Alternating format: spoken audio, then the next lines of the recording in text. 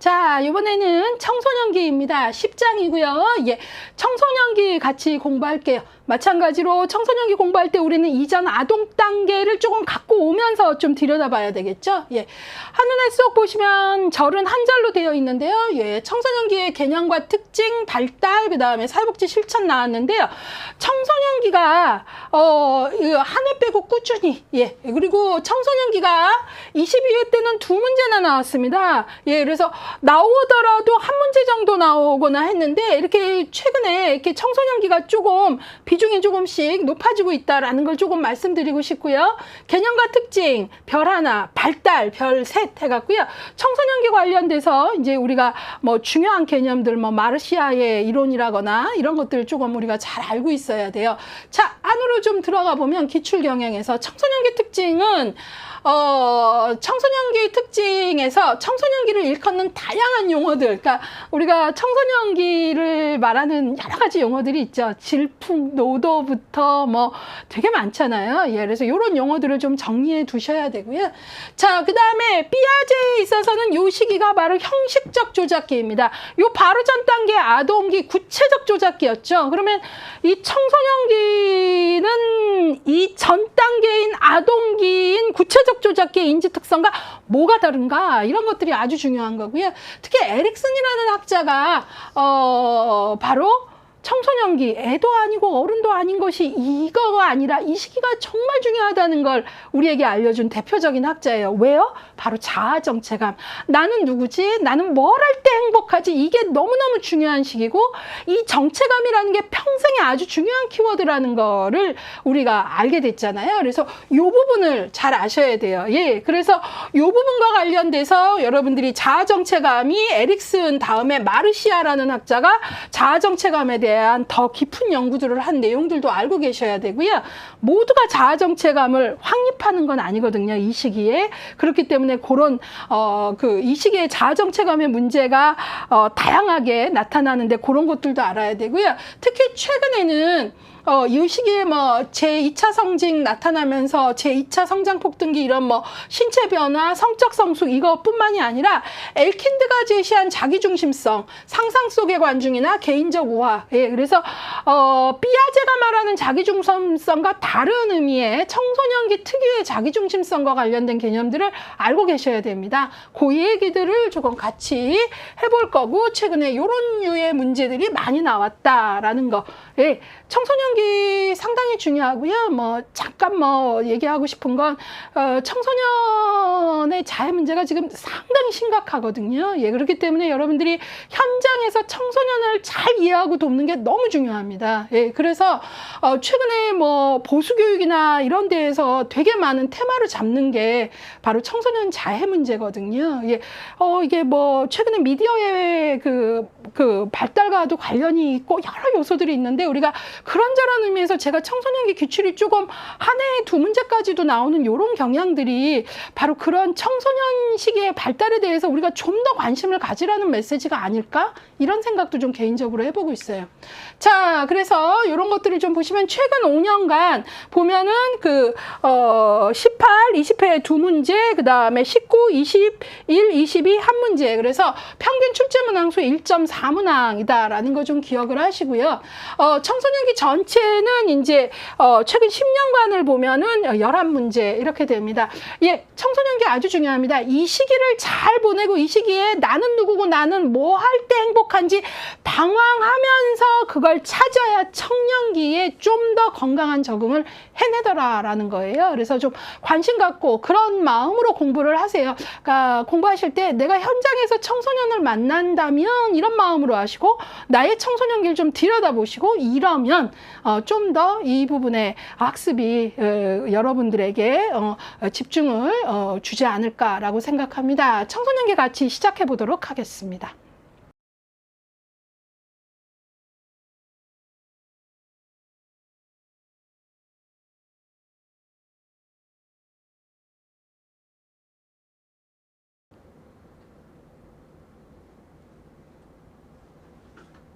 예, 그러면 여러분 이제 우리 아동기 마치고 청소년기 들어왔습니다. 청소년기 같이 보도록 하겠습니다. 자, 청소년기에서도 이제 우리가 같이 조금 들어가기 전에 봐야 되는 건 발달 단계별 학자 구분 종합으로 한번 정리해 볼 필요가 있죠. 예, 청소년기 보통 12세에서 뭐 18, 19세 요 정도 보고요. 프로이트는 발달을 5단계로 나누고 있는데요. 이제 생식기라고 얘기하면서 이제 생식기, 잠복기 이후에 생식기로 얘기하고요. 프로이트 같은 경우는 그 이후는 발달을 말하지 않았죠. 그래서 요 5단계까지라는 거 보시면 될 것 같고요. 에릭슨은 전생에 8단계를 말했고 청소년기 너무나 중요하게 본 거죠. 본 게 뭐죠? 자아정체감 대 역할혼란. 예, 그래서 이때 중요한 질문은 뭐죠? 나는 누굴까? 나는 뭘 할 때 행복할까? 나는 무엇을 하고 싶은 사람인가? 그쵸? 예. 그래서 여기에서 중요한 건 바로 자아 정체감을 형성하는 거고, 그렇지 않을 경우 위기과업에서 역할혼란 했고요. 자아 정체감을 형성한다면 바로 성실성이 올라온다 그랬고요. 역할혼란으로 가면은 이제 많은 것들을 거부하는 형태가 된다 그랬어요. 이제 학생들이 실제로 이렇게 만나서 얘기해 보면 자아 정체감하고 성실성이 왜 연결되는지 잘 모르겠다라고 얘기하는데요. 나는 누굴까? 나는 뭘 할 때 행복할까? 이 질문을 제대로 해내면요. 바로 내가 무엇을 하고 싶은 사람인지, 또 어떤 사람이 되고 싶은지, 이것들이 격렬한 고민 과정에서 내가 그런 어떤 답을 찾게 되면요, 그것을 향해 나아가고 싶은 것 때문에 성실성이라는 과정, 성실성이 올라올 수밖에 없죠. 내가 되고자 하는 무엇이 되려면 지금 무엇을 해야 되는지 이게 올라오거든요. 근데 그거를 이제 타자가 주입을 하거나 그렇게 되면은 성실성이 올라오긴 어렵죠. 예, 그래서 그런 것들을 좀 보시면 될 것 같고요. 그 다음에 융은 이제 출생에서 사춘기까지를 잡았으니까 그 단계로 연결하면 되고요. 이제 삐아제 같은 경우에는 이제 그 노년기까지 발달을 얘기하진 않았지만 형식적 조작기 12세에서 성인까지 해갖고 이제 추상적 사고, 가설 연역적 사고 이런 것들이 가능해져서 바로 이전 단계인 구체적 조작기에는 눈에 보이는 이것들, 구체적인 어떤 거 안에서 논리라면 이때는 논리가 또 한 번 질적으로 업이 되는 거죠. 그래서 눈에 보이지 않아도 유추해내고 가설 연역적 사고를 하게 되고 이런 게 되는 겁니다. 예, 그래서 이제 여러분들이 그런 것들을 좀 보시면 될 것 같고요. 도덕성 발달은 이제 우리가 우리가 공부할 때 콜버그 같은 경우에는, 대부분의 사람들은 인습적 수준, 3, 4단계의 도덕성을 갖는다라고 얘기했죠. 예, 근데 이 청소년 시기에 이제 우리가, 13세 이상, 후 인습적 수준은 인습을 넘는 거잖아요. 근데 여기는 그러면 몇 단계냐면 5단계하고 6단계거든요. 근데 이 후 인습적 수준은 13세 이상이 될 때 가능하다 했는데 주의하셔야 되는 건 모든 사람이 그러면 청소년기 되면 후 인습적 도덕성 5, 6단계를 갖느냐? 그건 아니고 대부분의 성인들이 인습적 수준, 예, 그리고 극히 그 중에 일부가 후 인습까지 가더라 그랬는데, 보통 후 인습적 수준의 도덕적 사고가 발달하려면 13세 이상의 청소년기는 돼야 된다, 이런 말이에요. 아셨죠? 그거 주의해서 들으시길 바래요. 자, 그래서 이제 그거를 봤고요. 그러면 이제 우리 교재로 좀 돌아보시면, 예, 청소년기 개념과 특징 했는데요. 아주 최근까지도 이제 조금 이렇게 청소년기가 예전에는 안 나오거나 나와야 한 문제 했는데, 최근에는 청소년기에서 2문제까지 나오는 경우도 이제 좀 보여지고 해갖고요. 청소년기가 전체적인 발달 단계에서 볼 때 뭐 아주 높은 출제율은 아니지만 조금 최근 몇 년간 출제율에서 한 문제 이상을 보일 때도 있다라는 얘기를 조금 드리고 갈게요. 예. 청소년기의 개념 해갖고 나와 있는데요. 이게 이제 법에 따라서 되게 그 청소년기의 연령을 어떻게 잡느냐가 좀 다릅니다. 예, 그래서 청소년 기본법에서는 9세에서 24세까지 보고 있다. 그 다음에 청소년 보호법에서는 만 9세 미만으로 보고 있고, 보통 우리가 이제 아동복지법을 기준으로 많이 얘기하는데 18세 미만 뭐 이렇게 얘기하고 하는데, 여러분들이 이 법에 따라서 조금씩 청소년의 연령 기준이 다르다. 요 정도 좀 외우시면 되고요. 이제 일반적인 개념으로 청소년기를 얘기한다면 사회통념상 어린이 아동기라고 인식하는 게 초등학교까지이고요. 우리가 통념상으로는 보통 중학교부터 청소년기라는 인식이 더욱 강하고요. 대학생은 청소년기보다는 청년기라고 하는데요. 또 학자에 따라서는 청년기는 청소년기의 후기다 해갖고 보는 저기도 있고, 본교재에서는 이제 18세 혹은 19세까지를 청소년기라고 규정을 하고 있습니다. 12, 13세에서 18, 19세 그 정도 보시면 될 것 같고요. 청소년기의 이제 특징으로요. 265쪽으로 조금 가시게 되면 청소년기를 지칭하는 용어가 상당히 많습니다.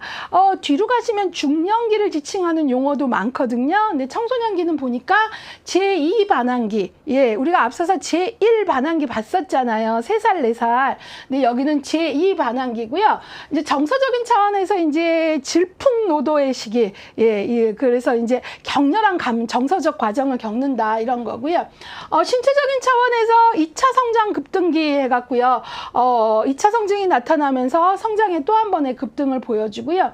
그 다음에 이제 뭐 그 어른들 하는 얘기가 청소년들 보면은 이제 뭐 걱정스러운 모습을 보실 때 애도 아닌 것이 어른도 아닌 것이 이렇게 철이 안 드냐 뭐 그런 얘기들을 좀 하시는데, 뭐 중간인 뭐 이런 얘기들도 좀 하고요. 그 다음에 주변인, 그러니까 이제 그런 걸 얘기하고요. 이제 사춘기 같은 경우는 이 명칭 자체가 2차 성징과 관련돼서 사춘기라고 하는 거는 되게 신체적 변화와 관련된 그런 생리적 요소하고 관련이 된 거다라는 것 정도 여기서 짚고요. 심리적 이육이라고 해갖고요. 이제 우리가 왜 이육이라는 거는 엄마 젖을 먹던 아이가 다른 어떤 음식물들을 먹어보는 것 같이, 심리적 이육이는 심리적으로 한편으로는 부모로부터 보호를 받고 안정감을 느끼고 부모와 같이 있고 싶지만, 또 한편으로는 드디어 이제 독립을 준비하고 싶고 그런 어떤 마음들이에요. 예, 그래서 심리적 이육이라 그래요. 두 가지 마음이 같이 있는. 그 다음에 이제 심리사회적 유예기는 앞서서 학자별로 공부한 걸 좀 기억을 하신다면 누가 생각나세요? 에릭슨이 생각나시죠?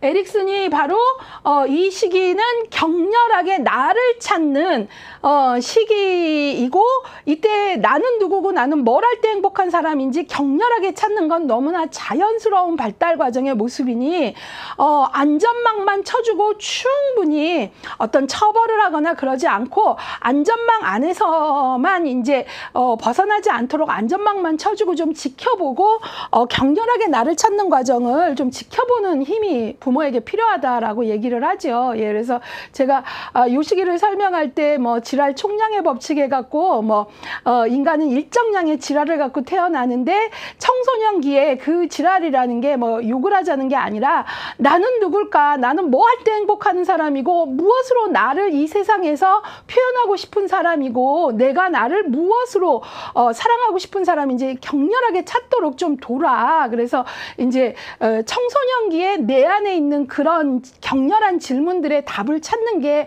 훨씬 그때의 그런 어떤 것들, 격렬하게 나를 찾는 과정을 지랄이라면 인간이 일정한 양의 지랄을 꼭 다 풀고 죽어야 된다면 그 총량을 청소년기에 하는 게 가장 그 발달 단계상 좋다. 이때 못 풀면 나중에 중년기에 나오거나 하면은 이게 더 좋지 않다. 그래서 이제 청소년기에 그런 것들을 좀 유예해줘라, 이런 것들을 얘기하고 있고요. 생식기라는 표현도 있고요. 그 다음에 사고에 있어서는 형식적 조작기입니다. 예, 그래서 여러분들이 각 학자들마다 칭하는 명칭들도 좀 연결해 주시고요. 예, 그래서 요것들을 다양한 명칭이 있다라는 거를 지금 265쪽에 용어로 잡고 있는데 여러분들이 꼭 봐주시길 바라고요. 이따 중년기 가면은 중년기에도 다양한 명칭이 있는데 서로 구분해 주세요. 예. 265쪽에 청소년기의 특징. 청소년기는 아동에서 성인기로 전환하는 과도기이다 그랬고요. 자기중심적 사고에서 벗어나 추상적 사고가 가능해진다 그랬는데요. 여기 좀 주의하셔야 됩니다. 이제 삐아제 같은 경우는 전조잡기의 자기중심성을 이제 그 전조잡기 지나면서 극복한다라고 얘기하고, 그 다음에 이제 추상적 사고가 이제 청소년기에 가능하고 그러는데, 자기중심성이라는 게 삐아제는 전조잡기를 지나서는 극복이 된다라고 봤지만, 청소년을 이제 전문적으로 연구하는 학자들은 청소년기에 나타나는 또 다른 자기중심성이 있다라고 봅니다. 예, 그리고 그런 연구들이 최근에 시험 문제로 좀 많이 나와요. 그래서 여러분들이 그 부분을 주의하셔야 돼요. 이따가 제가 엘킨즈 같은 학자들이 청소년기 특유의 자기중심성을 설명하는 거를 알려드릴 텐데, 그때 앞에서 특징에서 청소년기에는 자기중심성을 벗어난다면서요. 그럴 수 있는데 그거는 피아제가 말하는 이야기를 하는 겁니다. 이해 가셨죠? 예. 자, 그 다음에 이때는 이제 연역적 사고, 논리적 추론. 그러니까 훨씬 이때는 이전하고 달리 눈에 보이지 않더라도 연역적인 사고, 논리적. 그러니까 구체적 조작기의 논리보다 훨씬 한 번 더 업데이트가 되는 거죠. 유추하고 뭐 이런 것들이 가능하니까요. 제2의 성장 급등기, 자아정체감 확립이 중요한 발달 과업이다. 이 얘기는 누가 했어요? 에릭슨이죠. 그 다음에 자아의식 발달, 그 다음에 청소년기에 보면은 자의식이 발달하면서 뭐 고독에 빠지기도 하고 그런 것들 볼 수 있고요. 심리사회적 유예기간, 예, 아까도 말씀드렸죠. 격렬하게 자기를 찾는 과정에서 안전망만 쳐줘라. 이런 얘기들도 했고요. 성적 성숙은 신체적 변화하고 관련됐고요. 그 다음에 이제 이때는 뭐 어른들 그런 말 하죠. 변덕이 죽을 듯 한다 그랬는데요. 이 감정이 되게 극단적 정서가 많이 왔다 갔다 합니다. 예, 그래서 그런 것들을 좀 보고요. 이게 딱 그 청소년기까지만이 아니라 제가 볼 때는 청년기 초기까지도 이런 거 정서적인 이런 부분들은 조금 오는 것 같아요. 그 다음에 이상적 자아와 현실적 자아의 괴리로 인해 갈등과 고민이 많은 시기이다. 이상적 자아, 현실적 자아, 우리가 배운 학자 중에 누가 그런 얘기를 했나요? 앞서서 인본주의 중에 칼 로저스, 예, 내가 원하는 나와 실제의 나 사이의 갭, 간극이 느껴질 때 이게 클수록 심리적 부적응이 많이 일어난다. 이런 얘기들을 했던 거. 그리고 이거에 대해서 민감하게 느끼는 시기가 청소년기이고 이제 청년기까지도 좀 연장이 됩니다. 자, 그래서 그런 걸 좀 보시고요. 청소년기가 아주 주되게 그런 거고요. 부모로부터 심리적으로 독립을 하고 싶으면서도 또 부모가 주는 그 안정감을 갖고도 싶은 나를 찾고 싶은 정체감을 형성하고 막 그러면서도 또 다시 안정감을 갖고 싶고 부모로부터 어떤 애정을 확인하고 싶고 하는 이런 마음들이 이제 자꾸 이제 반복적으로 나타나는 심리적 이유이다 그랬고, 정서적 변화가 급격하게 왔다 갔다 하는 질풍노도의 시기, 제2의 반항기. 그 다음에 어린이도 성인도 아닌 주변인, 뭐 아까 또 주변인, 중간인. 프로이트는 발달 단계에서 뭐라 그랬어요? 생식기라는 말을 썼고요. 예, 에릭슨은 자아정체감 대 역할혼란, 이런 것들 조금 보시면 좋겠고요. 제1반항기, 제2반항기는 잘 아시겠지만 거기 밑에 한 걸음 더 보면 우리가 미혼 3살, 4살 하는 게 제1반항기고요. 이제 청소년기는 독립을 추구하면서 부모의 권위에 도전하고 잦은 갈등에서 제2반항기. 청소년기가 되면 자녀들이 이제 많이 반항을 하거나 해서 부모님들이 힘들다는 호소를 현장에서 많이 하시는데요. 어떤 면에서는 우리가 조금 생각을 달리하면 우리 아이가 정도의 문제는 물론 있겠지만 잘 크고 있다는 증거입니다. 어떤 면에서 인지적인 측면에서 이전에는 보지 못했던 인지가 발달하면서 부모가 모든 사람이 갖는 모순이 그때부터 제대로 보이는 거죠. 엄마 어제는 이 말하고 오늘은 이 말하고 이런. 그래서 바로 인지가 좀 발달하고 하면 어른들의 모순이 보이기 시작하고 거기에 대해서 말하기 시작한다는 거예요. 나의 모순을 지적당하면 부모로서 마음이 조금 안 좋아지고 반항한다고 하겠지만, 이걸 조금 다른 마음에서 넉넉한 마음을 갖고 바라보면 우리 아이가 인지적으로 잘 크고 있구나. 그리고 사람들은 누구나 좀 모순적인 면이 있지. 예, 그래서 그럴 때 너 나한테 대드냐 하고 싸우자고 하면 한두 끝도 없고요. 저 같은 경우는 그럴 때 그냥 저의 모순을 좀 인정합니다. 예. 예, 엄마라고 완벽하겠냐. 나도 모순이 많다. 그러나 네가 잘 되길 바라는 마음에서 그런 마음 얘기를 한 거다. 그 마음은 좀 알아주면 좋겠다. 뭐 이런 식으로 가는 게 저도 항상 잘하지 않아요. 아이들하고 부딪히기도 하는데 그냥 나의 모순을 인정하는 게 좀 더 좋은 방법이다라는 생각이 좀 드네요.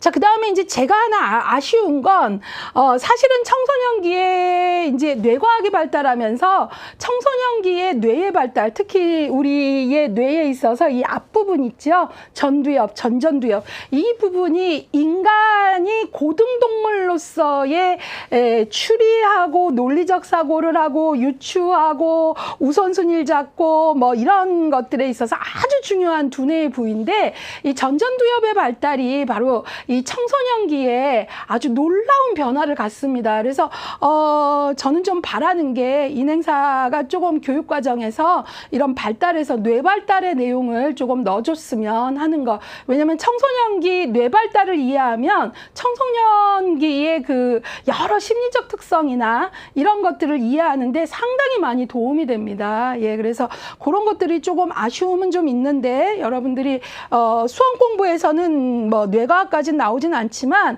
청소년기 하면 신체적으로 호르몬 얘기만 너무 하는데 제 생각에는 청소년의 뇌 발달에도 좀 관심을 가져주시면 좋겠다라는 얘기 그 정도만 할게요.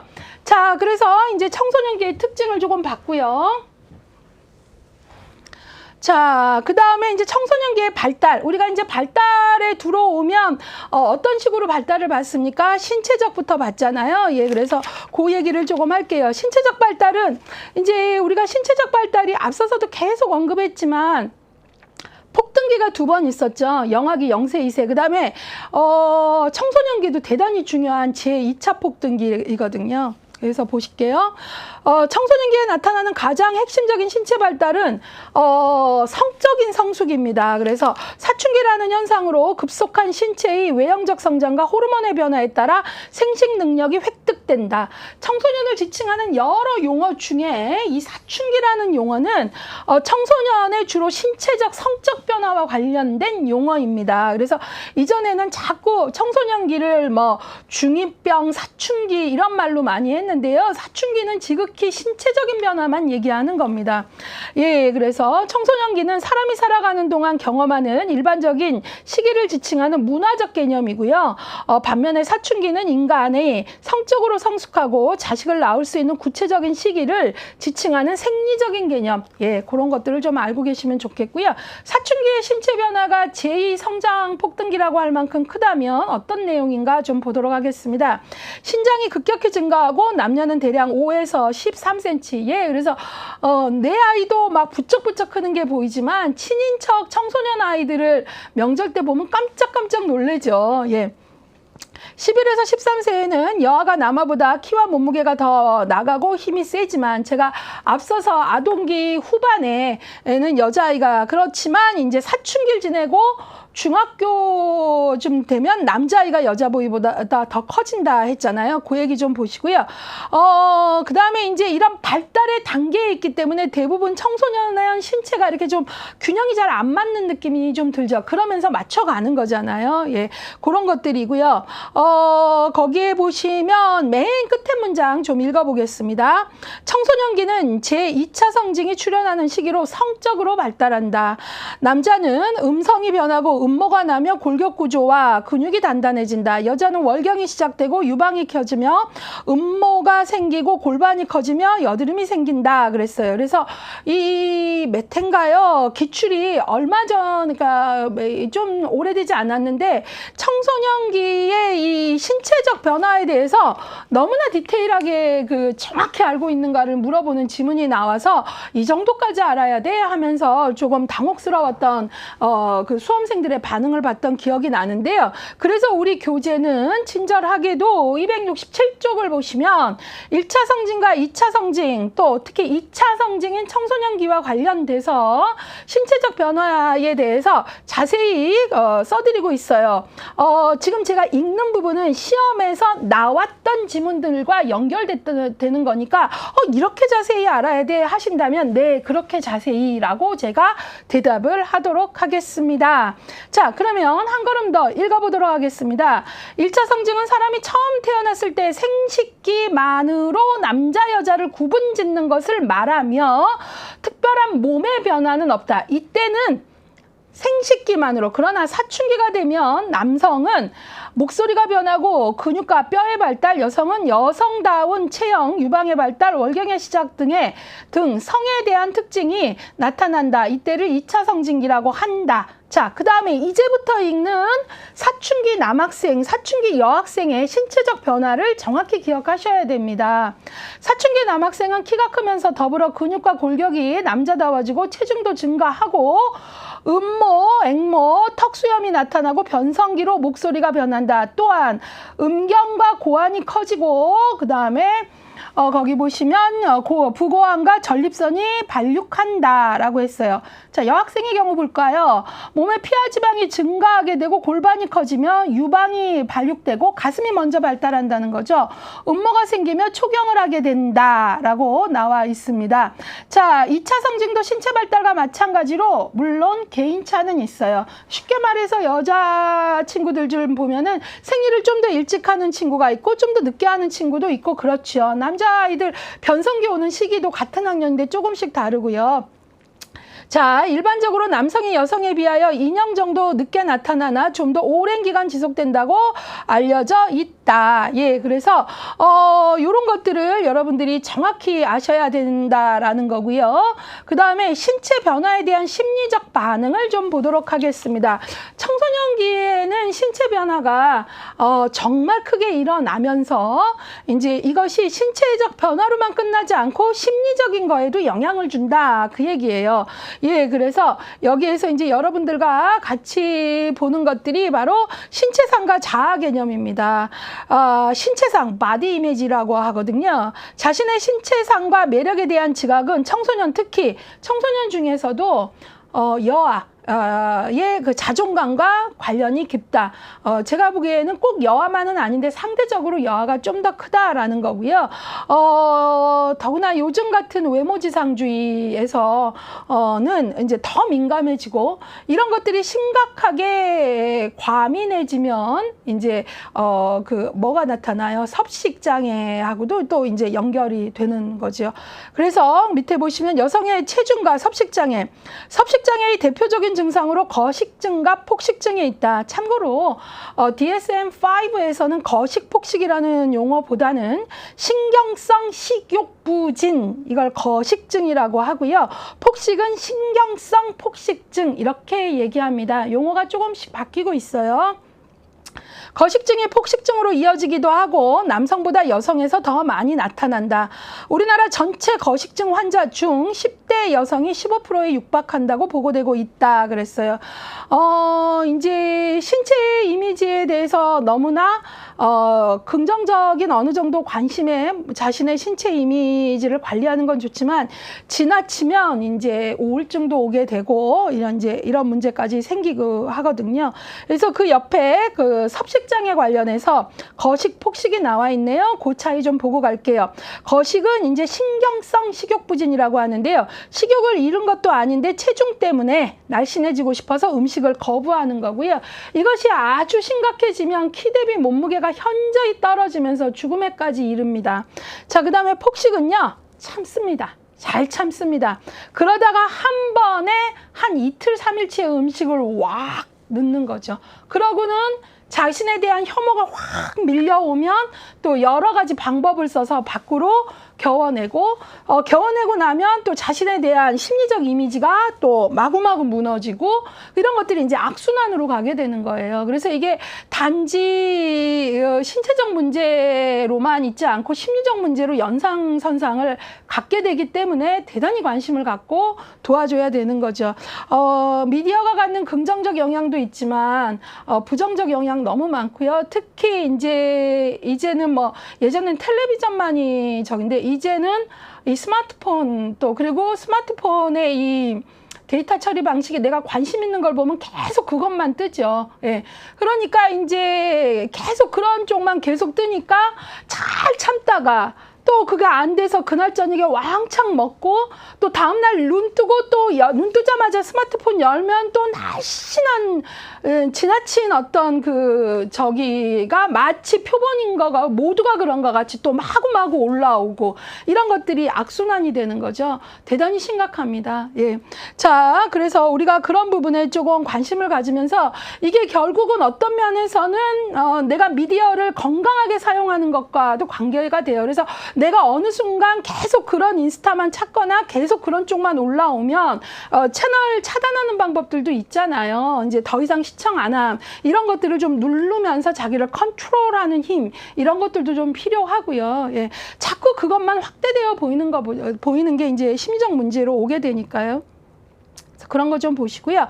소년의 성숙 속도의 차이 좀 보겠습니다. 많은 또래들보다 성숙이 빠른 소년은 몸의 크기와 운동 능력에서 더 유리하며 또래는 그 아이들을 우월하게 보는 경향이 있다. 아무래도 아동기에도 이런 특성이 있었는데 청소년기에도 그런 것들이 좀 있고요. 또래보다 늦게 이제 성숙을 하고 신체적인 이 변화가 늦게 나타나면 뭐 이제 나는 덜 매력적이다 이렇게 또 느끼게 되고 하면은 이제 또 그 사회적으로 또 뭐 어떤 심리적인 그 왜곡이 나타나거나 할 수 있는 거죠. 예, 그래서 우리가 이런 부분들을 우리가 왜 배운다 그랬어요. 그 시기에 신체적, 심리적, 인지적 특성을 알고 내가 그 시기에 내담자, 그 시기에 이제 청소년을 만났다면 그 시기를 이해하는 발달 과정을 이해하면서 도와라 그 얘기예요. 예. 268쪽으로 가시면 인지발달이 나오는데요. 자, 인지발달. 아유, 저 사람 저 표 또 갖고 왔어 할 수 있는데요. 저는 이거는 워낙 이게 계속 비교 문제가 나오고 반복만이 자리매김을 할 수 있다고 보기 때문에요. 예, 그래서 감각운동기, 영아기, 그 다음에 전조작기, 전기, 후기, 걸음마기, 학년전기, 아동기 했고요. 이제 청소년기. 제가 아동기가 문제가 자주 나오는 건 이쪽 전조작기하고 비교해서 문제 내기가 좋고 청소년기하고 비교해서 문제 내기가 좋다라고 했고요. 청소년기로 문제가 나왔다 하더라도 사실은 청소년기 인지 특성만 알아서는 답을 찾기 힘들고요. 이 이전 단계하고 구분되게 알아야 답이 확 보이고 정확히 보인다는 거죠. 예, 그래서 청소년기는 우리가 형식적 조작기라 그래요. 논리적인 사고가 구체적 조작기에도 가능하지만 구체적 조작기에는 구체적인 뭐 사물이나 이런 거에 한계가 있다면 이때는 머릿속으로만 유추하고 하는 것들이 가능하다 그랬죠. 유추하고 가설을 설정하고 변수를 생각하고 이런 것들. 예, 그래서 이 청소년기의 특징으로 추상적 사고, 가설 연역적 추론, 조합적 사고, 그 다음에 변수 관련성 파악, 가설 설정, 미래 예측, 인과관계 추론 이런 것들이 아주 중요한 거죠. 예, 그래서 이제 내가 만난 현장의 청소년이 나이는 누가 봐도 청소년기이고 형식적 조작 사고가 돼야 되는데 이런 것들이 잘 안 되는 친구들이 있어요. 그러니까 내가 이 행동을 하면 청소년기 자체의 뇌의 특성이 충동 조절이 어려운 것도 있고 또 그게 또 유난히 더 안 돼서 아이들이 뭐 미래 예측이라거나 이 행동의 결과에 대한 것들을 잘 생각하지 못하고 이런 경우들이 있거든요. 그럴 때 그런 어떤 특성들을 잘 알고 그 힘들을 키우게 도와줘야 된다라는 거죠. 자, 그래서 청소년기의 이제 그 특징들을 좀 보도록 하겠습니다. 청소년기의 사고는 이전의 그 단계들은 이것들을 자세히 다 설명을 해줬잖아요. 근데 우리 교재가 268쪽 보면 청소년기는 요것들을 그냥 문장으로 해줬어요. 그래서 학생들이 놓치거나 없는 줄 알아요. 그래서 제가 표로 가져온 거죠. 예. 청소년기 피아제의 인지발달은 형식적 조작기에 속하며 그 밑에 문장이 바로 이거예요. 이 시기의 사고 특성이, 그쵸? 여기 줄을 안 그시면 이 시기의 사고 특성 놓치십니다. 거기 나오죠? 추상적 사고, 가설 연역적 추론, 조합적 사고, 모든 변수들의 관련성 파악, 가설 설정, 미래 사건 예측 가능 이런 것들이 된다라는 거죠. 예, 그래서 이제 여러분들이 그런 것들을 잘 봐주셔야 된다라는 걸 강조하고요. 이때는 이제 그 여러분들이 이제 청소년기에는 아동기에는 가능성에 대한 사고를 잘 못하지만 청소년기에는 만약이라는 가설을 세우고 가능성에 대해 고려해보고 경험하지 못한 사건에 대해서 가설을 설정하고 미래를 예측할 수 있다라는 거예요. 그리고 가능한 개념적 조합을 고려할 수 있고 사건이나 현상과 관련된 변인들을 동시에 고려할 수 있다 그랬어요. 이것들은 너무나 중요해서 우리 교재에 거기 그냥 문장으로 그냥 뽑아주고 이전 거 같이 설명들을 안 해줬는데 저는 이게 좀 비중 있는 설명이 돼야 된다고 봐서 여기에 이렇게 가져왔습니다. 그래서 같이 보도록 하겠습니다. 추상적 사고, 여기 그림 좀 볼까요? 아이들이 이제 추상적 사고를 하기 시작합니다. 정의는 뭘까? 행복은 무엇일까? 이런 것들을 생각하기 시작한다라는 거죠. 예, 그래서 이제 정의는 무엇이고 행복은 무엇일까? 그래서 이제 이런 것들을 이제 아이들이 이전엔 하지 않았던 질문들을 하게 되는 거죠.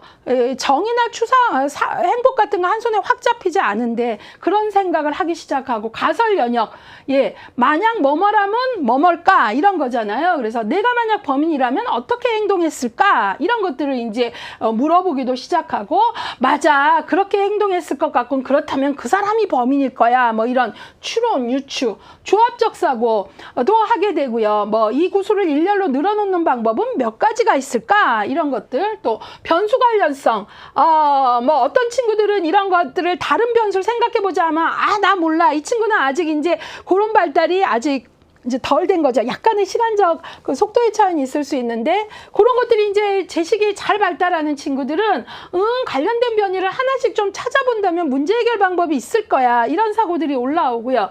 가설 설정, 뭐뭐 할수록 뭐뭐 하다는 가설을 좀 세워보는 것. 그 다음에 미래 예측. 당장은 이익인 것 같아도 미래를 생각하면 지금 안 하는 게 좋겠어 하면서 뭘 하죠? 욕구를 지연하는 힘. 그러니까 이때가 되게 그 충동적인 것들이 올라오고 하는데 그런 것들이 이제 부딪히면서 키워나가는 힘들이 아주 중요한 때이죠. 인과관계 추론, 원인과 결과를 다시 한번 생각해 볼까? 이런 것들이 되는 거죠. 그래서 청소년기, 그래서 이때 청소년기에는 그러니까 막 너무 공부도 물론 중요하죠. 예, 우리나라 교육 시스템 안에서 그런데 이때 이제 뭐 꼭 책이면 책이어서 좋은 것도 있고 우리 아이가 너무 책에 접근이 어렵다면 같이 재미난 영화를 보고 여러분 스파이더맨 같은 것도 정말 보면은 이런 어떤 특성들과 연결해서 아이들하고 얼마든지 토론이 가능하거든요. 예, 그래서 그런 걸로 한번 같이 정의는 무엇일까? 스파이더맨 보면서도 우리는 정의에 대해서 상당히 많이 이야기를 나눌 수 있거든요. 그러면서 이제 사고를 입체화하고 발달시킬 수 있거든요. 예, 그래서 그런 것들 보고 재밌게 같이 본 다음에 그냥 공원을 걸으면서 툭툭 얘기도 해보는 거죠. 네가 만약 뭐뭐라면 또 그 행동이 정말 정의라고 볼 수 있을까? 뭐 이런 여러 가지들을 같이 나눠볼 수 있는, 그러면서 이제 그 아이들이 성장을 하는 겁니다. 자, 그 다음에 청소년기에 새롭게 습득되는 개념적 기술이 있는데요. 이게 바로 뭐냐면 두 가지 이상의 범주의 변수를 실제로 조작하지 않아도 정신적으로 다룬다. 그러니까 정신적으로, 구체적 조작기에는 구체적 실체가 있지 않으면 이거 어려웠잖아요. 머릿속으로만은 어려웠는데 바로 청소년기에는 개념적 기술이 가능하다. 머릿속으로.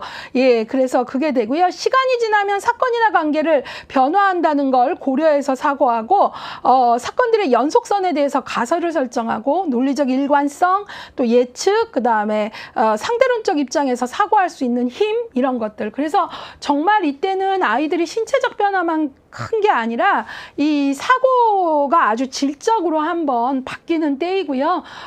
그런 면에서 이제 왜 그런지는 이제 우리가 뇌과학을 공부하게 되면 상당히 많은 정보들을 얻게 돼요. 그래서 꼭 이제 1급의 지금은 수험 공부지만 청소년기의 뇌의 변화나 이런 것들은 현장에 나가시기 위해서는 정말 공부를 좀 해야 돼요. 그래서 이제 청소년기 뇌를 공부하면 이런 말을 우스갯소리로 하죠. 청소년들이 많은 뭐 어려움이나 문제 행동을 할 때 내 탓이 아니라 청소년기에 네 문제는 뇌 탓이란다, 뭐 이런 말을 해요. 그 얘기는 탓을 돌린다는 게 아니라 청소년기의 뇌 발달을 우리가 이해하는 게 이 아이의 충동성을 이해하고 뭐 이런 것들에 있어서 대단히 많이 우리가 이해할 수 있는 폭을 넓히는 계기가 된다라는 거거든요. 그래서 여러분들이 혹시 뭐 TV에서라도 뭐 뇌과학에 대한 것들이 나오면 좀 관심 있게 채널을 너무 예능 위주로만 보지 마시고 멈추고 좀 보고 하셔야 돼요.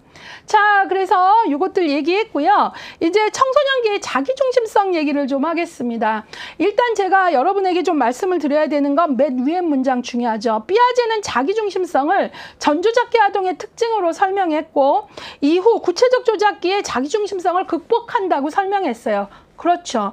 예, 그런데 각 발달 단계마다 자기중심성이라는 게 존재한다고 주장하는 학자들이 있는데 특히 청소년기에 있어서 자기중심성을 설명하는 학자가 있는데 그 사람이 바로 엘킨드입니다. 그래서 이 사람은 청소년기에 자기중심성을 강조하고 있어요. 그래서 그거를 좀 보도록 하겠습니다. 제가 언젠가 뭐 중고등학교 그 교재를 좀 볼 기회가 있어서 봤더니 이 개념 나오더라고요. 예, 바로 청소년기의 자기중심성, 상상 속의 관중, 청중, 그 다음에 또 하나는 개인적 우화이지요. 예, 그래서 엘킨드가 말하는 청소년기 특유의 자기중심성은 이 두 개의 단어입니다. 꼭 외우셔야 됩니다. 예, 그래서 상상 속의 청중 한번 읽어볼까요?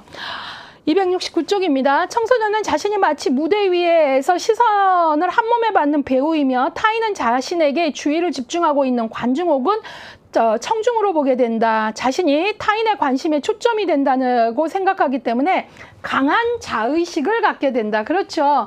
다른 사람들은 다 관중이고 자기는 스포트라이트를 받는 주인공이라고 생각하니까 그러면 당연히 자의식 과잉이 되는 시기이지요. 예, 그래서 막 여학생들 같은 경우에 엄마가 깜빡 잊고 뭐 전날 브라우스를 못 때려놓으면 아침에 화 엄청 내잖아요. 사람들이 날 어떻게 보겠어 하는데 사람들 사실 그 블라우스가 구겨졌나 별로 관심 없거든요. 근데 이게 이 시기에는 자의식 과잉이 되는 시기예요. 예, 그런 걸 이제 상상 속의 청중이라고 하고요. 개인적 우화 한번 볼까요? 개인적 우화는 자신의 감정과 사고는 너무나 독특해서 다른 사람은 날 이해할 수 없다. 그러니까 자신을 예외적 존재로 보는 거예요. 난 특별한 사람이야 뭐 이런 거. 그래서 이제 남학생들 같은 경우에 오토바이 타고 막 그럴 때 헬멧 뭐 이런 거 뭐 오토바이 자체가 안 되는데도 그냥 타고 헬멧이니 안전장치 다 안 하고 뭐 그러니까 나는 특별하기 때문에 사고도 안 날 것이면 나도 안 죽을 것 같고 그 뭐 007 같은 영화 보면 막 기차 달리는데 막 뛰어내리고 그러잖아요. 자기도 그럴 것 같은 거죠. 뛰어내려도 주인공은 멀쩡한데 나도 그럴 것 같고 막 이런 거예요. 내가 너무 특별하기 때문에 다치지도 않을 것 같고 나는 예외적 존재일 것 같은 걸 개인적 우화라고 합니다. 자, 그러면 이 여학생들 같은 경우에는 이 시기에 또 개인적 우화가 어떤 식으로 말로 나오냐면 가만 들어보면 이런 거죠.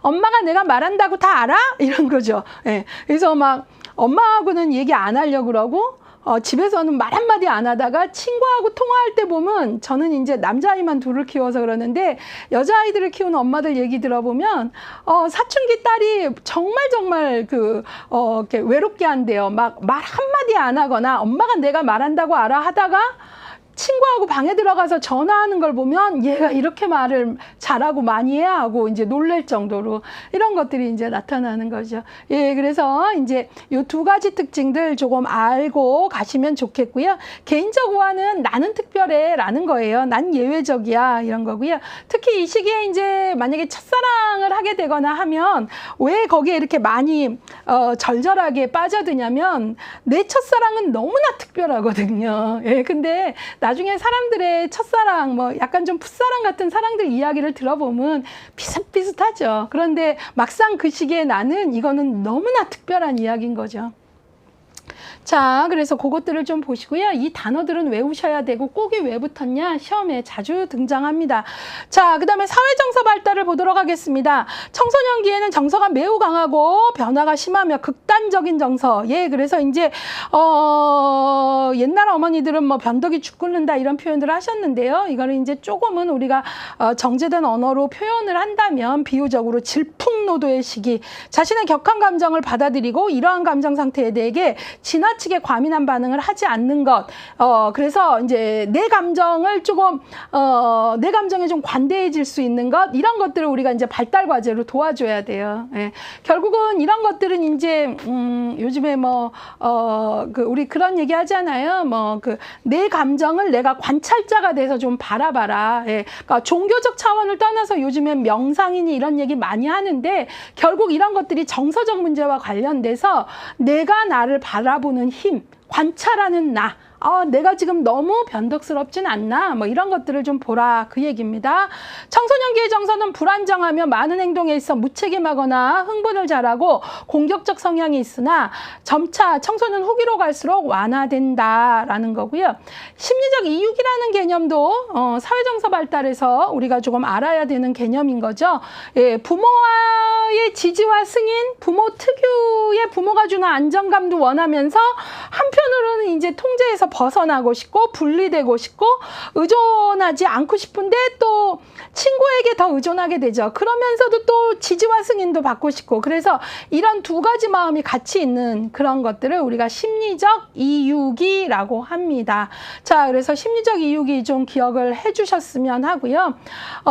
그 다음에 이제 또래 집단과의 관계에서는 꼭 기억을 하셔야 됩니다. 인생의 전생의 발달 과정에서 또래 집단의 영향력이 가장 큰 시기는 청소년기입니다. 물론 아동기도 중요한데요. 가장 큰 시기가 청소년기예요. 그러니까 또래 집단의 기능이 아주 기능적으로 잘 작동을 하면 참 좋고요. 이게 이 시기 또래 집단의 영향력이 정말 크기 때문에 또래 집단이 아주 심각한 따돌림을 한다라거나 요즘에 아주 다양한 방법으로 교묘하게 그러니까 고립시키잖아요. 죄송해요. 예. 그런 것들이 있기 때문에 되게 관심 있게 조금 보셔야 돼요. 자, 또래 집단의 기능과 관련돼서 가장 영향력이 크다는데 또래 집단의 대표적 기능 읽어볼게요. 청소년들에게 정서적 안정을 제공한다. 우정을 통해 자신을 표현하고 타인을 이해할 수 있는 힘을 기르게 한다. 그 다음에 정보 제공 역할. 예, 청소년들이 친구들끼리 서로 주고받는 정보들, 신뢰. 그 다음에 이성에 대한 관심이 생기지만 또래 집단은 여전히 동성인 경우가 많다. 이것들 좀 보시고요. 죄송해요. 이 시기에는 이성관계도 발달을 하죠. 그래서 이성관계가 새로운 관심의 대상이 되기 시작하지만 프로이트는 이제 다시 잠복기, 아동기 잠복기가 다시 생식기로 올라오잖아요. 그럼에도 불구하고 이성에 대한 관심이 다시 올라와요. 예, 그래도 동성애 친구 관계 중요한 거는 꼭 같이 가고, 이성 교제를 하더라도 물론 개인차는 있겠지만 1대1보다는 집단으로 사귀는 거라거나 그 다음에 본격적인 이성 간의 친밀한 관계는 청소년기 후기, 청년기에 이제 친밀감이라는 과업이 연결이 되죠. 그 다음에 이제 청소년기에서 우리가 빼놓고 갈 수 없는 게 자아정체감입니다. 그래서 이 자아정체감과 관련된 것들을 좀 보도록 하겠습니다. 자아정체감 하면 여러분들이 누가 제일 먼저 떠오르세요? 에릭 에릭슨이죠. 예, 그래서 에릭슨 얘기 좀 할 거고요. 그 다음에 이런 자아정체감의 연구를 이제 발전시킨 마르시아의 자아정체감, 이것도 같이 보도록 하겠습니다. 자아정체감이란 270쪽 맨 하단입니다. 에릭슨은 자아정체감 형성을 하느냐 아니면 혼란에 빠지느냐 하는 이양 대립의 위기가 있는 시기가 청소년기인데요. 자아정체감이란 자신의 독특성에 대해 비교적 안정된 느낌을 갖는 것으로 행동이나 사고 혹은 정서의 변화에도 불구하고 변화하지 않는 부분이 무엇이며, 그러니까 나에게 있는 지속성, 이 지속성이라는 것은 이제 독특성하고도 연결이 되는 거죠. 나는 누구인가를 아는 것을 말한다. 자아정체감이 확고한 사람은, 이게 이제 중요하네요.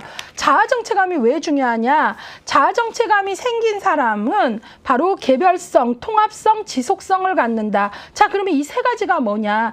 이걸 갖기 때문에 중요하다는데, 개별성, 가치나 동기, 관심은 타인과 공유하더라도 자신과 타인이 구별되고 고유한 존재임을 아는 것. 그러니까 자아정체감이 있는 사람은 딴 사람하고도 잘 지내면서도 자기를 잃어버리지 않아요. 예. 그래서 자신의 고유성을 가지면서도, 개별성을 가지면서도 또 통합성, 자신의 욕구, 태도, 동기, 행동 양식 등이 전체적으로 통합되어 있다.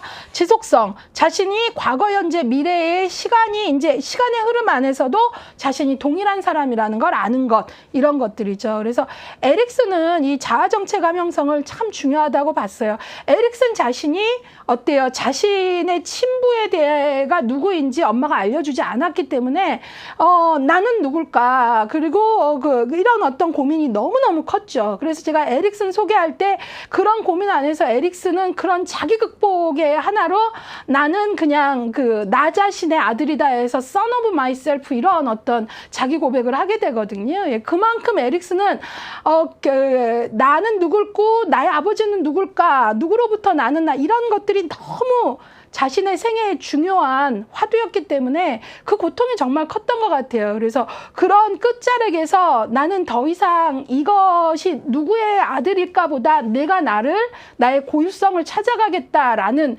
그런 결심을 하면서 에릭슨은 나는 나 자신의 아들이다. son of myself라는 그런 어떤 고백을 하게 됩니다. 자, 그래서 이제 자아정체감이 에릭슨에게 얼마나 중요한 테마인가 이런 걸 조금 보시면 될 것 같고요. 에릭슨은 청소년기의 주요 발달과업이 자아정체감 형성이라고 보았다. 자아정체감의 형성은 아동기 경험에 기반을 두지만 본격적인 발달이 이루어지는 건 청소년기다 그랬어요. 그래서 청소년기에는 다양한 역할을 경험하면서 나 뭐 할 때 행복한 사람인지를 찾아야 돼요. 부모는 뭐를 하길 바랄 수 있죠. 예컨대 뭐 공무원이 요즘 시대에 최고야 부터 별거 다 있잖아요. 예. 그런데 그게 아닐 수 있는 거죠. 예, 뭐 어떤 직업을 어떤 전공을 하면 직업 걱정은 안 한대더라. 막 억지로 그렇게 했는데 그 전공하고 나하고는 정말 너무 안 맞고 막 이런 경우도 있고요. 또 내가 그 전공인가 싶어서 갔는데 또 아닌 경우도 있고 이러면서 이제 자기를 찾아가는 거예요. 그럴 때 부모에게 필요한 힘은 좀 버티는 힘이에요. 부모 역시 힘들고 당혹스럽지만 이게 이제 되게 중요한 거죠. 이 시기에. 예. 그래서 거기 보시면 청소년기는 자신의 다양한 역할을 검토하면서 그럴 때 이제 역할 혼란들이 일어나는데 그래서 청소년기에 자아정체감을 형성하지 못하면 자신이 누구인지 인생에서 무엇을 원하는지 어떤 사람이 되기를 원하는지에 대한 답을 얻지 못한다면 이후 직업의 선택, 결혼과 관련된 다양한 선택 등을 결정하는 게 매 순간 어려워지는 거죠. 예, 그래서 바로 정체감을 형성하면 뭐가 나온다는 거죠? 성실성이 올라온다라는 거예요. 그 어른들이 너무 좋아하는 성실성이요. 근데 그거를 억지로 넣어주면 안 돼요. 일찍 일어나라 뭐 이게 성실성 아니에요. 이게 먼 길 같지만 돌아가는 길 같지만 내가 누구고 뭐 하고 싶은 사람인지 알면 성실성이 올라올 수밖에 없다는 거예요. 예, 그래서 이 에릭슨이 주는 그런 함의를 좀 가져가 보시면 좋을 것 같아요. 자, 그러면 이제 에릭슨의 그런 어떤 정체감 형성이 중요한 거에 대해서 이제 그 연구를 또 이제 정체감에 대한 연구를 열심히 했던 마르시아 이야기를 조금 해볼게요. 272쪽으로 좀 가볼까요? 마르시아는 위기와 전념을 기준으로, 자, 그러면 여러분들이 거기 줄 거야 돼요. 뭐와 뭐를 기준으로요? 위기, 전념을 기준으로 자아정체감 범주를 몇 가지로요? 4가지로 나눴대요. 그러면 위기는 뭐냐면 역할 실험과 대안적 선택 중에서 의사결정을 할 수 있는 능력이에요. 이거냐 저거냐 위기. 그 다음에 전념은 직업활동 등 수행에 몰입하는, 그러니까 능동적 의사결정을 내린 상태를 얘기하거든요. 그래서 이 두 가지를 가지고 두 가지 지표 지표를 가지고 어떤 사람은 정체감을 형성하고 어떤 사람은 못하고 뭐 이런 게 있겠죠. 이 두 가지 지표를 가지고 네 가지 경우의 수를 냈어요. 예, 그래서 그걸로 이제 한번 보도록 하겠습니다. 지금 그 설명을 여러분들이 교재 보시면 271쪽에 마르시아의 자아정체감 내범주에서 표가 나와 있죠. 근데 여기 지금 뭐 화면으로 보시면 아니 이 표가 여기 교재하고 달리 왜 이렇게 두꺼워, 왜 내용이 많아 그러는데요. 동일한 표인데요. 저는 272쪽에 설명 있죠. 위기 뭐 전념하고 그 1, 2, 3, 4 기억, 니은, 디귿, 리을의 네 가지 유형을 그냥 이 표 하나에 다 집어넣은 거예요. 아셨죠? 그래서 혹 이 표가 눈에 확 들어와서 일목요연하고 내가 좀 개념 이해가 쉽다 그러면 별표했으니까 PDF 파일로 넣어드렸다는 뜻이죠. 출력해서 보시고 저는 이걸로 설명하고 이따 책을 읽지 않을게요. 자, 마르시아는 자아정체감을 모든 사람이 격렬한 나는 누굴까를 해서 청소년기에 성취하지 않더라는 거예요. 좀 위로가 되지 않습니까? 그쵸? 누구나 그때 성취하지는 못한다는 거예요. 예. 그래서 그러면 누구는 하고 누구는 못하고 그러는데 이게 어떻게 그러냐. 근데 이게 청소년기에 형성하면 가장 좋다라는 건 분명하니까 그것들은 우리가 알고 가는 거죠. 근데 두 가지에 따라 위기와 전념. 예, 위기. 역할 실현과 대안적 선택적 의사결정을 할 수 있는 능력, 자신의 가치관에 대해 재평가하는 기관이에요. 위기를 느끼는 거죠. 나는 누굴까? 위기가 느껴지지 않습니까? 그런데 아직 답이 안 나왔으니까요. 근데 전념은 뭐냐면 그런 거에 몰입을 하면서 능동적으로 의사결정을 내린 상태를 우리가 이게 전념이 아마 커미트먼트로 원 언어가 그게 될 거예요. 이렇게 그 커미트먼트 한다. 전념, 의사결정을 한 거죠. 예, 거기에 이렇게 헌신하다 뭐 이런 뜻도 있고 하는데 여기선 의사결정으로 보셔야 될 것 같아요. 그래서 전념한다라는 거예요. 의사결정을 내린다. 그래요. 보면 자, 위기를 격렬하게 겪으면서 나는 뭘 할 때 행복하고 어떤 사람이 되고 싶은지, 이게 꼭 직업만은 아니지만 나는 뭘 할 때 행복하고 어떤 사람이 되고 싶은지 위기도 겪었고, 그러니까 내 몫의 위기예요. 내 몫의 위기. 내 위기를 부모가 겪으면 안 돼요. 예, 부모가 좀 불안해도 내가 겪게 냅둬야 돼요. 예, 내 몫의 위기를 내가 겪었고, 예스. 그 다음에 전념, 의사결정도 했어요. 그러면 자아정체감 성취예요. 가장 아이디어란 거죠. 정체감 위기를 겪고 위기도 내 몫을 겪고, 예, 그 다음에 성공적으로 극복해서 자신의 뭐 인생에 대한 신념, 내가 원하는 직업, 내 어떤 견해 이런 것들 스스로 의사결정을 내린 상태. 예, 그 다음에 여기 볼까요?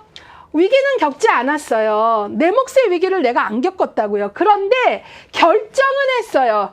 내가 아닌 타자의 권고나 등등등. 그래서 위기 경험이 없어요. 이 경우를 유실이라 그래요. 정체감 유실. 부모나 사회의 가치관으로 자신의 것을, 부모의 가치관이나 사회의 어떤 가치관을 자신의 것으로 그대로 선택. 아, 이제 시대가 불확실해서 공무원이 최고래. 근데 나는 성향 자체가 공무원 아닐 수 있거든요. 예, 공무원은요, 되게 평정심이 중요한 직업인 것 같아요. 제가 볼 때.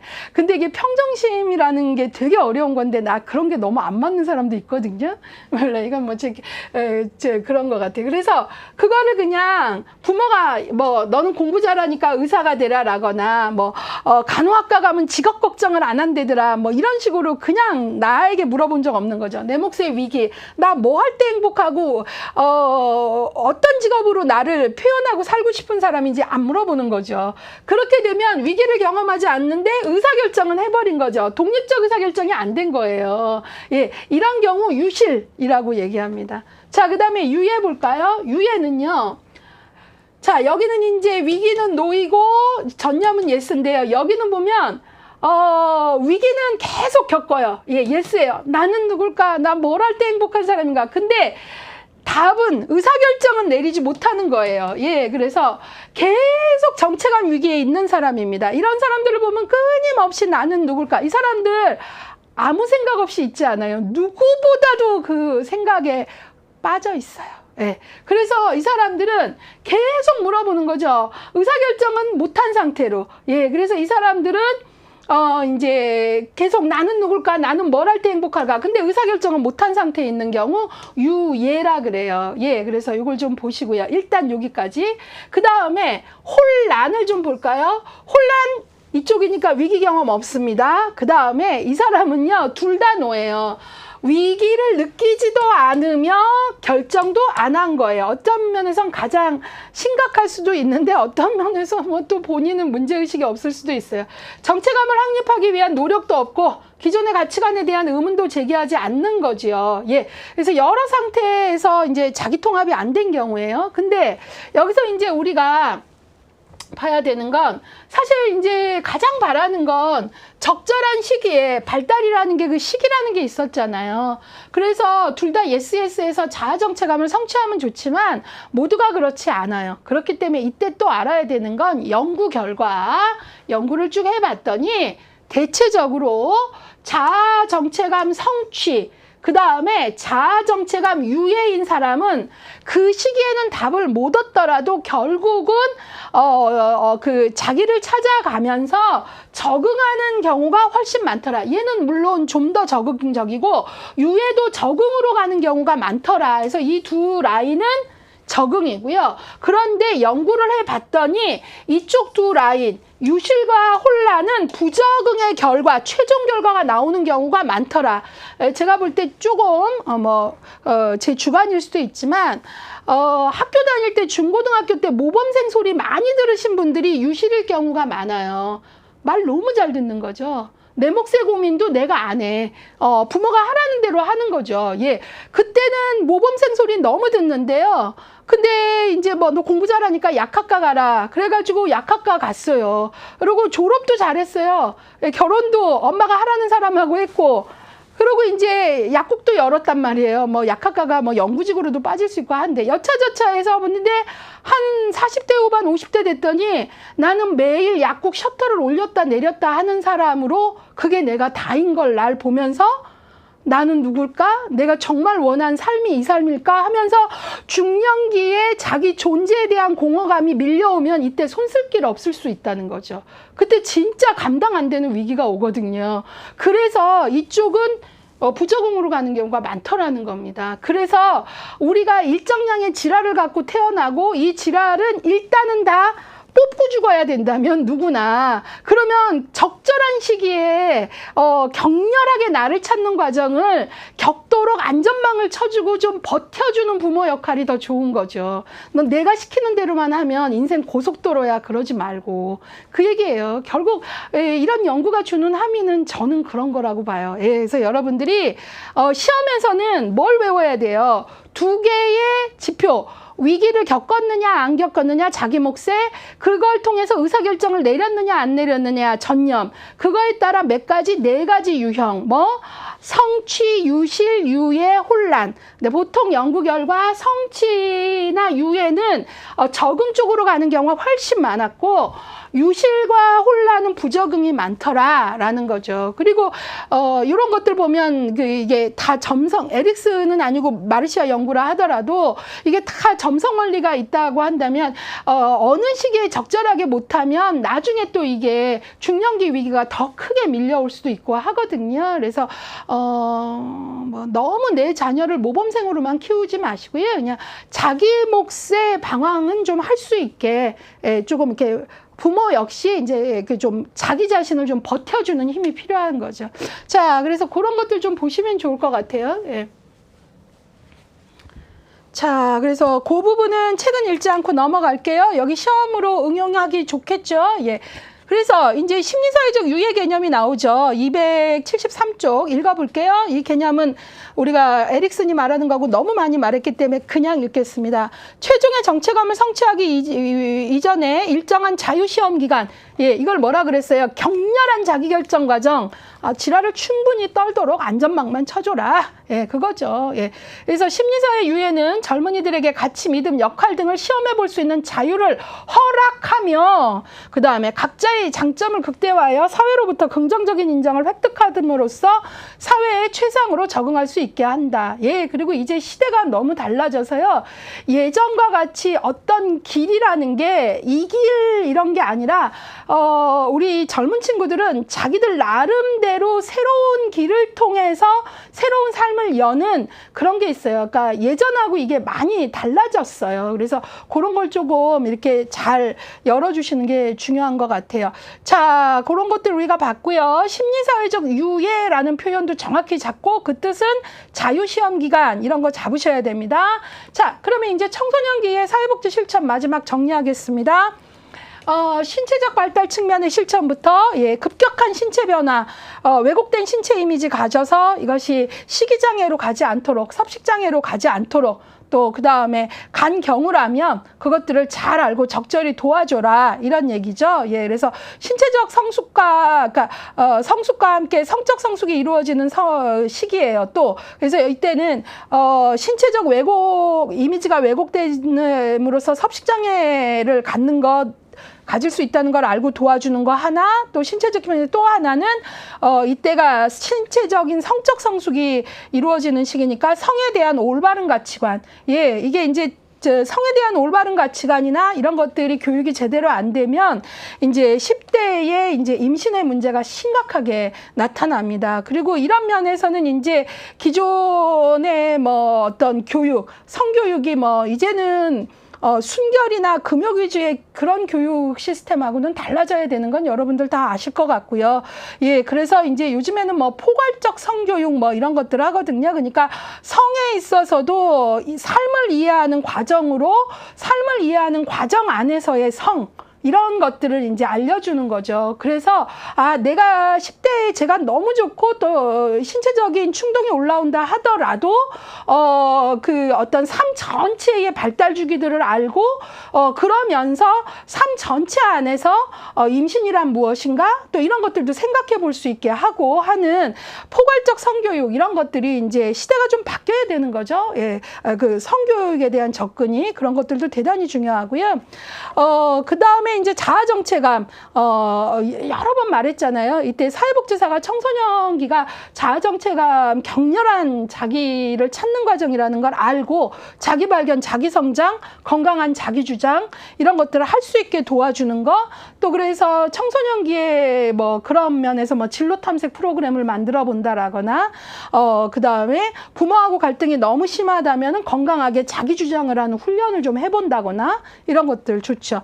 그 다음에 가정 내 갈등과 청소년 비행 문제들이 있는데요. 이 비행이라는 문제에 뭐해서 보호 및 관찰자로서 통제하려는 부모가 자신을 개인으로 규정하고 독립하려는 청소년 하고 사이에서 이제 그 갈등이 심화되는데 그러면서 이제 우리가 흔히 기성세대들은 비행이라는 말로 많이 나타나는데 이때 이제 말씀드렸듯이 비행, 일탈, 부적응, 낙인 찍기 이전에 내 아이가 혹은 뭐 내가 만난 클라이언트가 그 시기에 나타내는 어떤 그런 부분들을 적어도 환경 속에서 보라는 거죠. 어떤 환경에서 이런 어떤 행동이나 증상이 나타났을까. 그리고 이 친구가 그런 상황에서 갖는 감정 자체는 옳다 그르다 하지 말고 그것이 되게 분노의 감정이고 그렇다 하더라도 감정은 심판의 대상이 아니다. 단 너의 행동이 좀 더 건강한 방법이 있다라는 거죠. 너도 다치지 않을 수 있는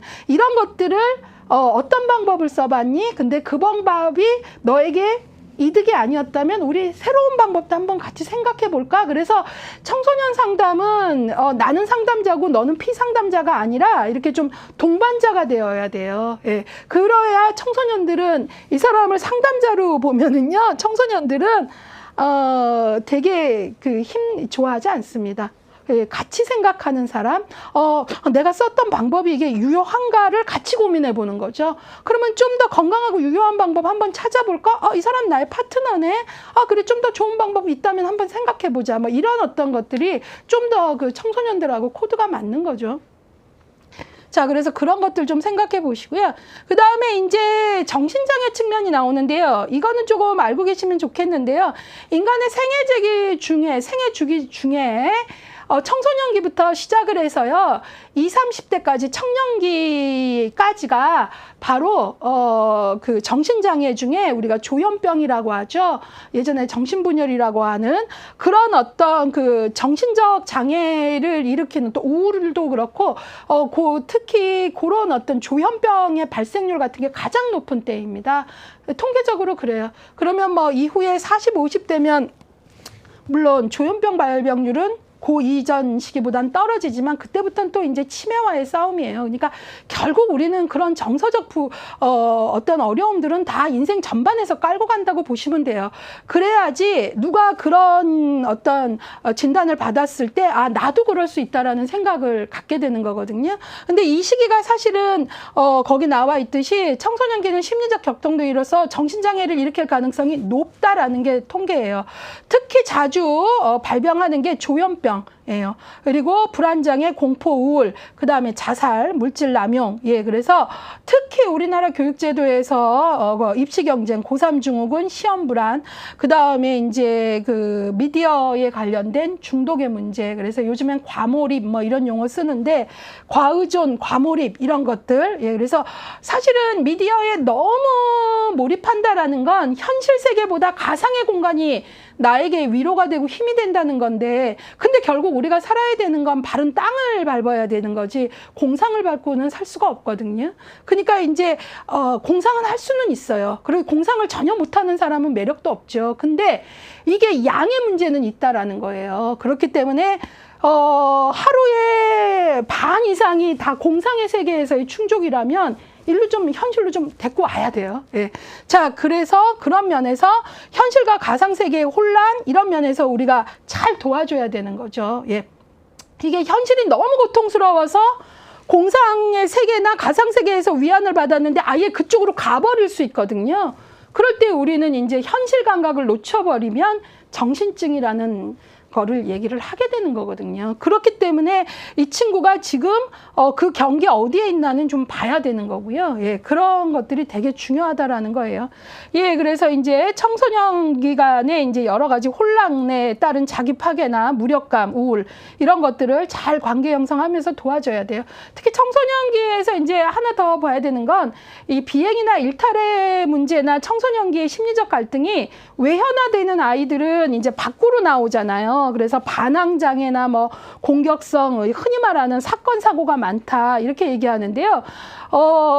외현화되는 경우만이 아니라 안으로 나오는 경우, 안으로 내현화되는 경우들 있거든요.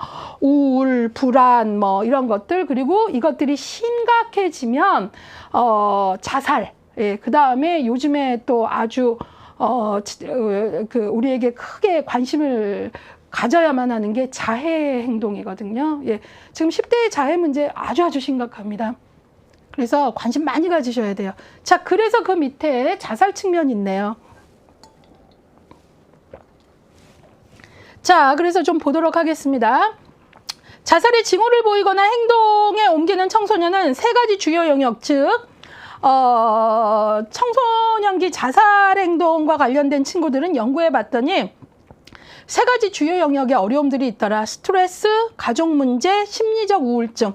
그래서 스트레스에서는 뭐 다른 것들도 좀 있겠지만 가족 문제가 조금 많이 나타나는 요소들이 있고요. 예, 그 다음에 이제 심리적인 문제, 또 또래와의 비교, 열등감의 문제 뭐 등등등이 있고요. 그것들 좀 봐주시고요. 여기에는 나와 있지 않지만 여러분들이 나중에 좀 기회가 되시면 청소년의 자해 문제가 지금 우리나라 너무나 심각합니다. 예, 자살하고는 조금 그 성격이 다릅니다. 예, 그래서 청소년 자해가 지금 SNS에 자해 인증샷 막 올리고 유행처럼 번지는데 상당히 심각한 속도와 양입니다. 예, 그래서 이 친구들이 그 행동을 통해서 무엇을 말하고 싶어 하는 건지 거기에 대해서 함부로 말하지 않으면서 그 마음을 좀 심층적으로 들여다볼 필요가 있는 거죠. 여러분들이 조금만 관심 가지면 요즘에는 너무나 많은 연구들이 열려 있기 때문에 좀 들여다 보시면 좋겠어요. 제가 얘기가 그쪽으로 빠지면 시간이 지연되고 시험 수험 강의이기 때문에 그 정도 할게요. 예, 그래서 그걸 좀 보시고요. 마지막 275쪽 사회복지사회 원조는 구체적으로 두 가지 차원에서 이제 자살 같은 위기 개입에서 두 가지 직면한 위기에 대처하는 것도 중요하다. 그러니까 이제 자살 기도에 징후가 있는 사람에게 위기 개입을 해서 즉각적인 지원과 지지하는 것. 또 하나는 이제 스트레스를 상승시킨 문제에 주목을 하면서 도와줘야 되고요.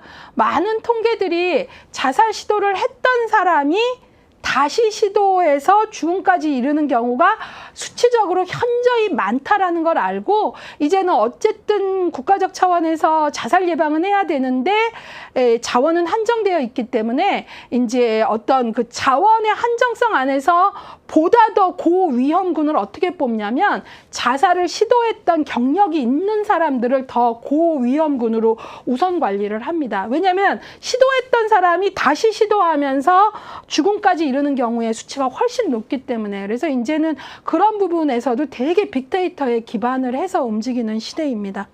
자, 그런 것들 좀 보시고요. 예, 그래서 자살 징후에 대한 전문적 반응과 상담에 숙달되어 있어야 된다라고 문장이 써 있는데요. 여러분들이 뭐 그 이후에 그러면 징후를 어떻게 아냐 뭐 이런 걸 얘기한다면 그냥 제가 간단히 조금 추가 설명드리면 자살의 구체적인 이제 10대 청소년들의 징후는 직접적으로는 이제 행동 그러니까 우리가 직접적인 건 행동이나 언어인데요. 언어로 그런 말들 하는 거죠. 그래, 사라져 줄게. 난 더 이상 짐이 되고 싶지 않아. 나 같은 건 죽어도 아무도 모르겠지. 관심도 없겠지. 이런 말들 할 때 또 그런다. 그러지 말고 좀 제대로 들으셔야 되죠. 그거 다 그러니까 어떤 던지는 얘기들 안에 뼈가 있는 거거든요. 그다음에 이제 행동으로는 이제 수면제나 진통제 모으기 시작한다라거나 인터넷에 자살 방법 검색을 한다라거나 또 뭐 우연히 보게 된 낙서 뭐 이런 것들에서도 좀 볼 수 있고요. 간접적으로는 이제 여러 가지가 있을 수 있는데요. 감정이 너무 괴로운데 표현하지 못하면 몸의 증상으로 나타나거든요. 아이가 자꾸 아프다 그러는데 병원 가면은 이상이 없는 경우 이런 것들은 이제 사실은 마음의 문제가 몸으로 나타나는 거예요. 심각한 복통, 또 두통, 뭐 여러 가지 과민성 대장 증상 등등.